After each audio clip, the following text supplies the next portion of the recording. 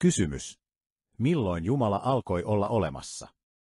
Vastaus. Ensimmäinen Jumala on ilman alkua ja loppua, hän on itseolevainen ja ikuinen. Toinen Mooseksen kirja 3.14. Jumala sanoi Moosekselle, minä olen se, joka olen. Hän sanoi myös, sano israelilaisille näin, minä olen, on lähettänyt minut teidän luoksenne. Toinen Jumala on ollut, on ja tulee olemaan ikuisesti. Ilmestyskirja 1.8. Herra Jumala sanoo, minä olen alfa ja omega, huomautus, alfa ja omega ovat kreikkalaisen aakkoston ensimmäinen ja viimeinen kirjain. Hän, joka on, joka oli ja joka on tuleva, kaikkivaltias.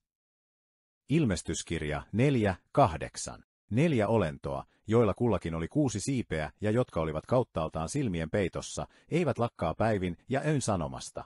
Pyhä, pyhä, pyhä on Herra Jumala, kaikkivaltias, joka oli, joka on ja joka on tuleva. Kolmas Jumala ei koskaan muutu. Hebrealaiskirje 1.12. Sinä käärit taivaat kuin viitan, ja ne muuttuvat. Mutta sinä pysyt samana, eikä sinun vuotesi lopu koskaan.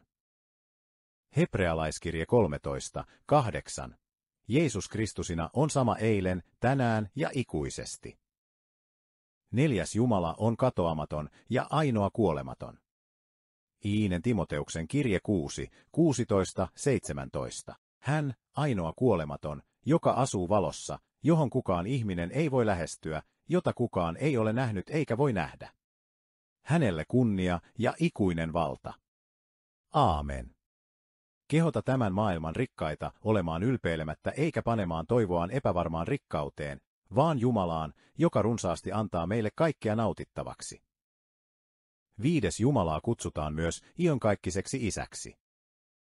Jesaja 9.6. Sillä lapsi on syntynyt meille, poika on annettu meille, ja herraus on hänen hartioillaan. Hänen nimensä on ihmeellinen neuvonantaja, väkevä Jumala, iankaikkinen isä, rauhanruhtinas. 6. Jumalaa kutsutaan myös eläväksi Jumalaksi. 5. Mooseksen kirja 33.27. Iankaikkinen Jumala on turvasi, ja hänen iankaikiset käsivartensa kannattavat sinua. Hän ajaa viholliset pois edeltäsi ja sanoo, tuhoa heidät. Hebrealaiskirje 10.31. On kauheaa joutua elävän Jumalan käsiin.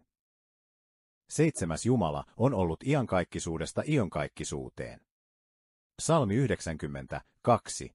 Ennen kuin vuoret syntyivät ja maa ja maailma saivat alkunsa, sinä olet Jumala,